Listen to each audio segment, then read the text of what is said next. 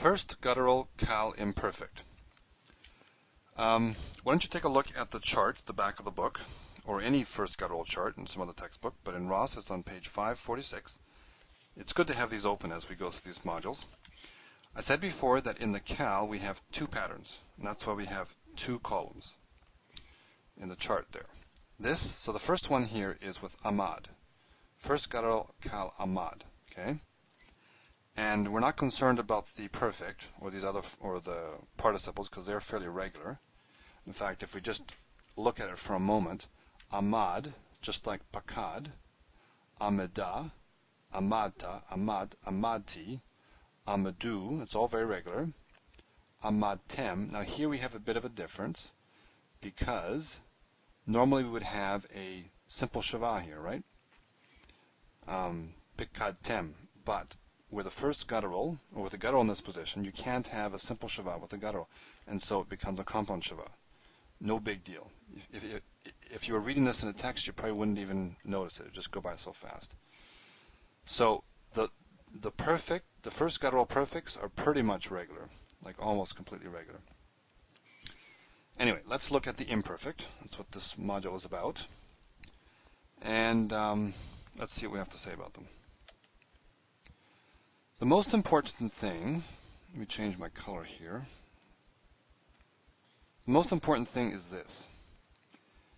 The vowel pattern is patach plus holum. This is for pattern 1. And this is true, so here's your patach plus holum.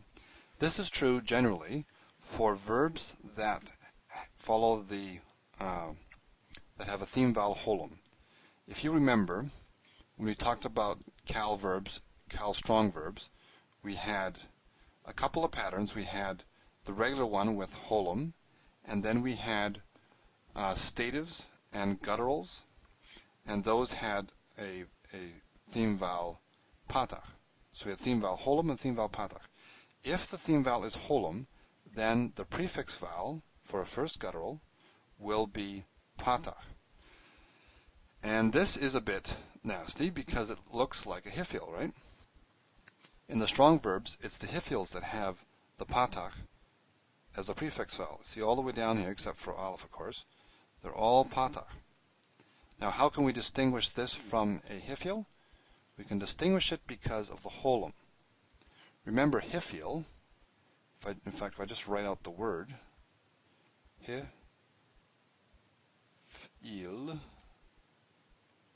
you'll see that you've got, now this is the perfect. The name is always built in the perfect, so we have an I in the perfect. But when you move to the imperfect, you have an A vowel here. But the end is what I want to focus on. Hifil has an I vowel at the end, and the most important or the most distinguishable feature about hifils is that they have A class plus I class. Remember that? A class prefix vowel plus I class theme vowel. Now this does not have an I class theme vowel. This has a holum. So this is how you can tell the difference. And the fact that you have a guttural here. If you see a patach and you're wondering, is this a hifil or not, take a look and see if you have a guttural. If you have a guttural, then it probably isn't. Now, when you get into the hifils, hifil first guttural, they'll change here a bit. And there are some forms that are a bit ambiguous. Anyway, I'm probably giving you too much detail right now. But the most important thing is just to remember that the first gutturals also have a patach, and they look a bit like a hifil.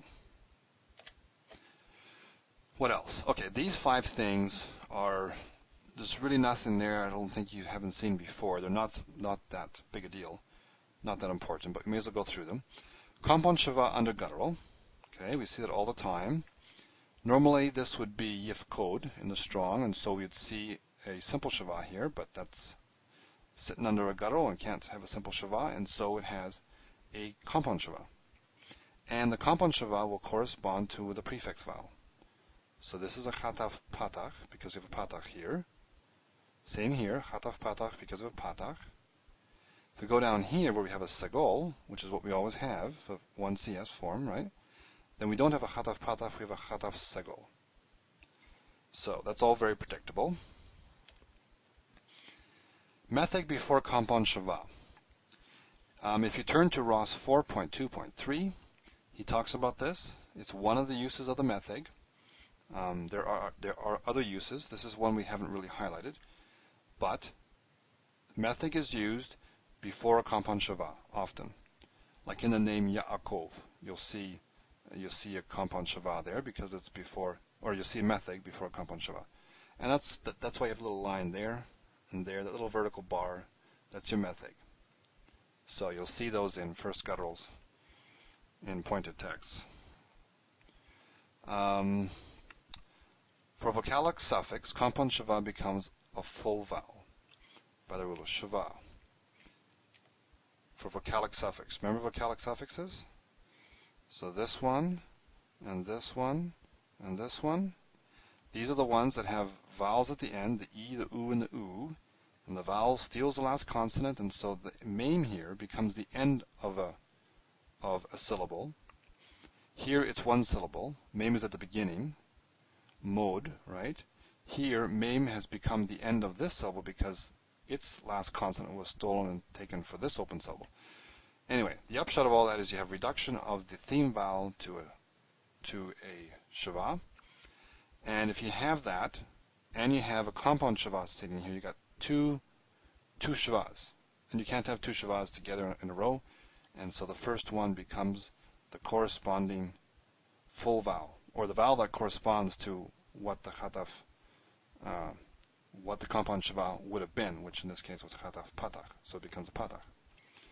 Again, not a big deal, but I just want to explain it so that you are at least exposed to it once.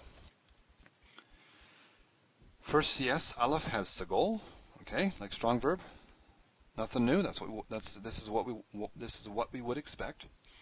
We have a patach all the way down here, which is because of the guttural, but this stays as a segol. And the preterite, jussive, and cohortative follow the imperfect. So these forms follow this. All the things we've talked about here apply here as well. So we have our patach there, we have our khataf patach here, etc. So that is pattern 1. Again, most important thing is this. It has that patach plus holum, theme vowel, but the patach prefix vowel is what makes it look a bit like a hifil. So you have to be careful there. Pattern 2. Now, pattern 2 is quite unique, which is nice. It means that you're probably not going to get it mixed up with much of anything. Look at what we have here. We have a segol as the prefix vowel for all the prefixes, including aleph, of course, which is what we would expect, but all of them, the yuds and the tavs and the nuns, everything. That is very bizarre. As far as I know, this is the only paradigm, the first gutturals, in the prefix forms, is the only paradigm that has a segol all the way through the prefixes. If you look at your paradigm table on page 546, for first gutturals, you'll see that. You can flip through all the other pages and take a look. I didn't find any other ones that had segol as a prefix vowel. The one that looks close to it, if you look to the right, the nifal and the hifil in first guttural, on the same page there, in the perfect, they have segols as well, but those are not prefixes in the same sense. These are the prefixes for the imperfect. What you have in the nifal and the hifil perfect are the nun from the nifal and the hey from the hifil, but they also have segols. So these three paradigms are the only ones. So it only occurs with first gutturals. Now, which first gutturals have this? The previous one here, I said that the first gutturals that have the patach are the ones that have the holum theme vowel. This is the regular form. These ones are the ones that take the segol as the prefix vowel. Pattern 2 are the verbs that have, the first guttural verbs, that have a patach as the theme vowel. Now, back when we looked at all this before, we noted that there were two patterns for Qal in the imperfect. One has the holum theme vowel, and the other has the patach theme vowel. And the patach theme vowel is for statives and second and third gutturals. So if you have a first guttural, this one starts with a chet there. I'll get my cursor there. If you have a first guttural that is either a stative or a second and third guttural, then you'll probably have a segol here. So, most important thing here is this, segol plus patach. And all these other 5 points here are identical to what we had in pattern 1. So we can't have a simple shava here, so we have to have a compound shava. And again, the compound shava matches the prefix vowel, so it's a chataf segol here, not a chataf patach. And so chataf segol is all the way down. What else did we say? Oh, we had the rule of shava here again. We don't have a chataf segol, we just have a regular segol because we can't have 2 shavas in a row. Segol shows up here as per normal. And what else did we want to say? These ones here follow this, so all the issues here are here. And again, we have our metheg coming before a compound shava. So that's it. 2 patterns. The first one is patach plus holum that can be confused with a hifil, and the second one is this rather unique looking thing that has a segol plus patach. And my last slide, I believe, my last slide simply compares it with a strong verb. So yifkod, this is our strong verb, imperfect, 3ms. You can see we have a hidik holum. Here we have patach holum. This is the one that looks like a hifil a bit. This is the part that's different. Hifil generally has an I vowel here, but this is the part that looks like a hifil. And then we have yechezak, and this is pattern 2, the one with the segol. So there you have first guttural qal in the imperfect, 2 patterns.